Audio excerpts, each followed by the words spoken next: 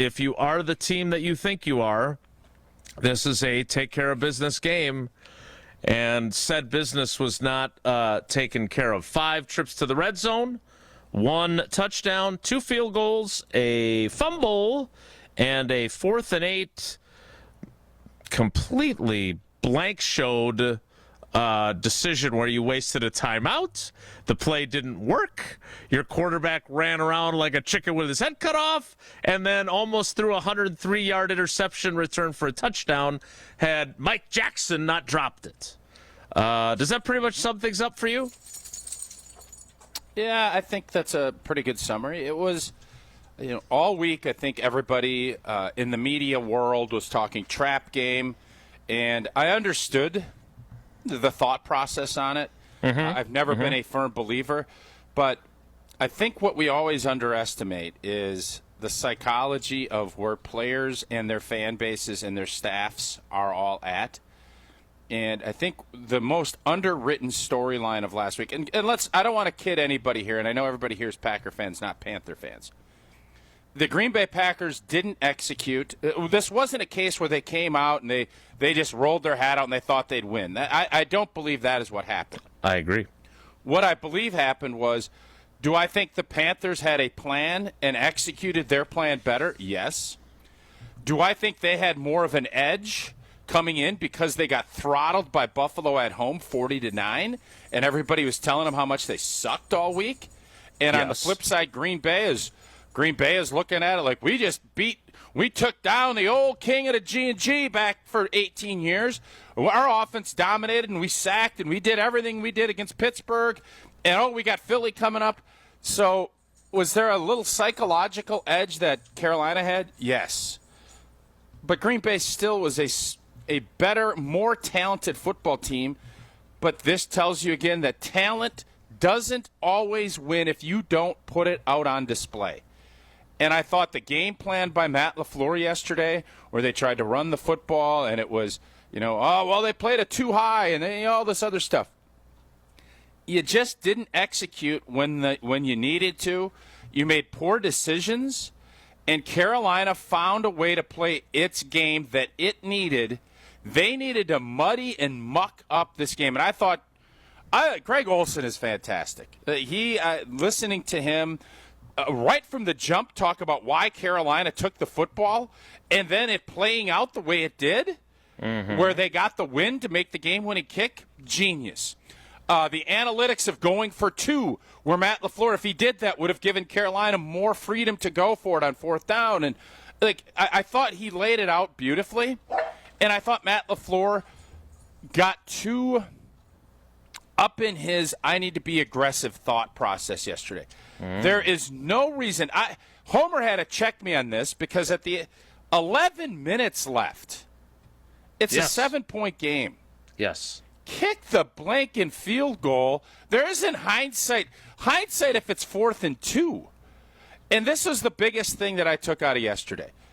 It felt like to me Matt LaFleur lost confidence either in his kicker or in his team because did anybody think that Green Bay wasn't going to get another possession and stop Carolina, that if they kicked that field goal, they could ugly have won that game 16-13, or what? Yeah, it would have been 16-13. And he played desperate like he was the underdog. 4th and 8? Come on, man. Like that decision with 11 minutes left, if it's 4 minutes, I understand it. So all in all, you had a team that I think we underestimated the edge of what a team is when you get throttled and all of the ramifications of it. And then Green Bay just didn't execute. And the biggest surprise to me was Bryce Young. He looked like he didn't even play yesterday. How many times did he get hit? That offensive line was rattled and tattled, and they had guys out. They had a guard going out every other play to start the game. They have Yosh Nijman, who we thought couldn't even play here in G&G. Yeah, played pretty dang good. Yeah, and Bryce Young, I don't know if his jersey was dirtied at all. So the great pass rush that we're supposed to have, the offense that's supposed to be finding it, never found it. And that is your formula for how yesterday happened. We should have seen it. I felt like it was going to be a tougher game than what it was. Sure. But it turned out to be a lot more difficult because Green Bay handed the Carolina Panthers way too many opportunities to let them play their game, and that's why we're sitting here today with a lot of pissed-off Packer fans.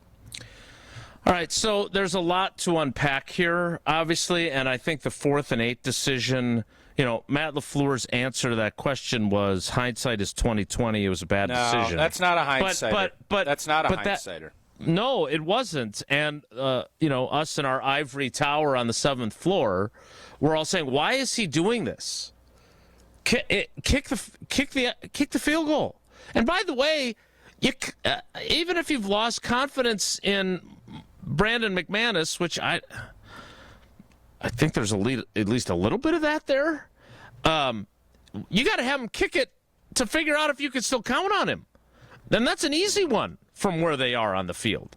So I don't know why he did that, but it was not, to your point, finishing my sentence, that was a bad idea in real time, and we all knew it. Never, except for him. Never made any sense. And by the way, there's McManus, 11 minutes left. Yeah, it wasn't a 48-yard field goal into a gusty wind like they had Correct. the extra point on the double pump, triple pump, Dowdle touchdown celebration.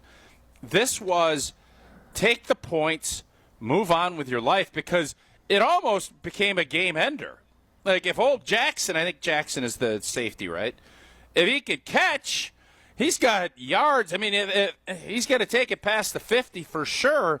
Yeah. On a really bad decision and a bad throw. And kind of just to go back to, because there's a lot to, like you said, there's a lot to unpack. That decision isn't one of them. I would love for Matt LaFleur just to say, yeah, I screwed up. There's no hindsight of that. I blanked up. Take the blank in points and move on. You played like you were the underdog. That decision let me believe he didn't know if they were going to get the ball back. That's why you do that. Which is panicky, because 11 minutes left, even if you stink up the joint defensively, you're going to get the ball back. It may not be with as much time as you would like, but my goodness. Yep. And, Jason, I want to give Matt LaFleur credit because I do think he has worked hard. I crushed him last year for his emotional decision-making. Like he's mad at the refs, so he throws a challenge flag even though he's not going to win. And Right. Mm-hmm. I do believe he has gotten better at that. I think he worked at that in the offseason. I haven't seen the same amount of outburst. I haven't seen him tear up in a halftime interview. Like you feel like there's some growth from him. Yesterday, that was not it. And I hope that he just, instead of saying, well, hindsight is 20/20, just say, man, I screwed up. That ain't happening again. I have to understand. 4th and 3 or less, I think the analytics would say, okay, I can understand it. 4th and 8, there's no way any analytical firm, including 565, would say, go for it.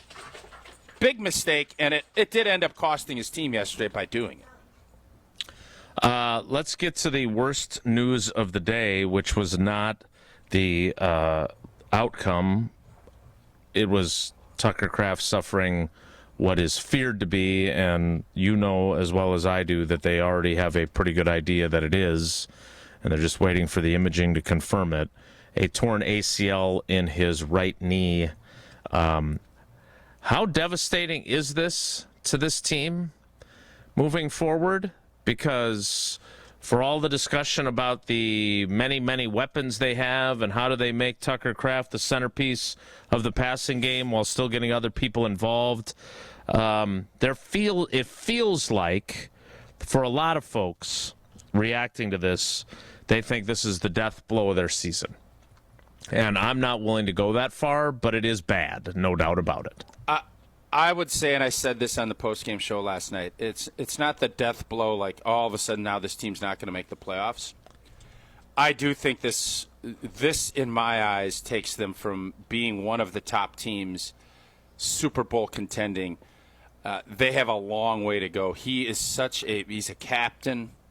He's such a big piece to everything. He is your best playmaker on the perimeter. He is.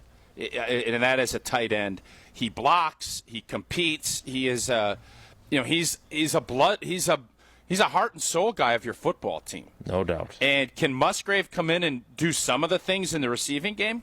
I think some. He's not going to be the yak guy. He's going to be more of a, I need to stretch the field and do some stuff. But this was a huge blow. And when I heard it, you get sick to your stomach for him because he's done everything the right way. Mm-hmm. And now he's obviously in a position where that unfortunately that's not going to be the case. How do you find someone, somebody, go pick up Zach Ertz. That's not going to do it. David and other guys, Christian Watson and all of these receivers that are wanting to find the football. Now Jaden Reed getting back is even of more importance. But this is a big blow, and I think this changes the expectation game for me just a little bit. I still believe this team should win the division. And if they don't win the division, I definitely don't think this team can go to a Super Bowl without Tucker Kraft. I just don't. All right, we're going to get to your calls and your positives and negatives. We will do ours expeditiously so we can get to as many calls as possible. 844-770-3776, 844-770-3776. But before we can do anything else, it's time for Tausch to tell us about Pella Windows and Doors of Wisconsin. Indeed, it does. And when it comes to your home, the smart play is always to trust Gina Della and her great team at Pella Windows and Doors of Wisconsin. And this month, score a whole house of new energy-efficient Pella windows for as low as $297 a month with 0% interest for up to 72 months. That is like a drive you can sustain for years. It'll keep your home comfortable thanks to incredible defense played by Pella Windows, stopping all of those drafts. Don't wait. Woof, woof. Schedule your free consultation today at PellaWI.com. Got a little zoo going on over there. Yeah, I don't know what's going on. There's some madness going on in the basement today. Just like there was madness at Lambeau Field, the Packers lose as 13.5-point favorites at home without punting to the Carolina Panthers, 16-13. How do you feel? Tell me, how does it feel? There's a lot of people mad at Matt LaFleur today, from what I could gather after the game. Yes. Curious to hear what they are specifically angry about. I mean, for me, I just lean on this defense so much because I believe that that's how this team, and now especially with Tucker being out, that's how this team's going to win. So the fact that I don't know what the final tally on pressures is going to be, but I know this. Bryce Young was not hit like he needed to be yesterday. That was the biggest disconcerting part to me. That they ran the football, and I know everybody's going to say, "Oh, Rico Dowdle was really good," and Chubba Hubbard nothing. Rico looked like we had no answer for him. That was the frustrating part for me. Offensively, Carolina never really stopped us. It felt more to me like we stopped ourselves with a fumble, with a bad pick, with a missed field goal. They moved the football pretty much every time they got it. They did. But they made it hard. And what happens, we see this all the time, this is what teams are going to do. They're going to play too high. They're going to say, we're not going to let Christian Watson get over there. And if you want, you make the one great completion. But even with that great completion, it was double covered, if I'm not mistaken. Correct. You are correct. Christian made a great play on that ball. Then he sees, well, I did it once, I can do it again. Well, no, you shouldn't have. And it bit you in the keister because then you threw into triple coverage and it was like a fair catch interception. So I'm not in the camp of crushing Jordan Love after yesterday's performance. The fans, it feels like everybody is done with Matt LaFleur. I would hasten to say that should be the case, but I understand the frustration that fans have. They just don't feel like he makes the right decisions in the big moments. It feels like he's always on the wrong end of it. And that's everybody's prerogative to say. I still think he is a really good football coach. Is he the right coach in this moment for this team? if he has games like that yesterday, there's going to be obviously there's going to be a lot more question marks. It doesn't matter what any of us think. It matters what Ed Policy thinks. And I'm sure Ed Policy walked out of that stadium and he's reading chat lines and he's getting information. And none of that information coming into Ed today is going to be positive for Matt LaFleur. So you still got a half a season left. You're still positioned fine with Detroit getting beat, which I still don't know how the hell. Still leading the division, yeah. J.J. McCarthy is awesome. And you just get the hunch that next week this team is going to be beaten down all throughout the week, and they're going to come out with a razor's edge. And I would bet that they play pretty doggone good against Philly. So the Matt LaFleur commentary today is going to be intriguing because I think the criticism he's being levied, I think there's a lot of fairness to it. Jordan Love, I just don't know what to make because he's shown how great he can be, and then he still makes these decisions that you're looking at and thinking, what are you doing? And I would think at this point we wouldn't have so many of these what are you doing type of deals.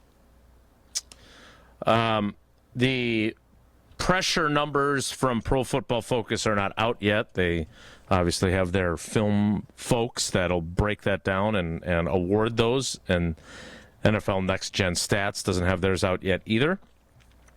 But I can tell you from the game book, they finished with 1 sack, which was by Xavier McKinney, and wound up being a positive play for the Panthers because it was a fumble that went forward and they recovered, and Quay Walker assumed it was an incomplete pass and watched it go by. They had 2 quarterback hits, and one of them is the sack, is how those statistics work. So they hit him one other time. Bryce Young completed 11 passes. 102 for yards 102 blanking yards. And this is the first time since they acquired him that Micah Parsons was a complete and utter non-factor. Yeah, I wonder if it was weird. And so was Rashawn Gary. There were some times he was just being blocked by their left tackle. Like, they showed some, it wasn't as if, obviously they paid attention to him and he was spinning. He did his spinner thing and he was standing over. But he was not the impact player yesterday that you. No. And part of it was Carolina, they didn't throw it a ton. They obviously knew going in this was the formula they needed. And Green Bay didn't have the answers for Dowdle. Too much Dowdle. They didn't buckle up enough. Yes, they dawdled around and found out.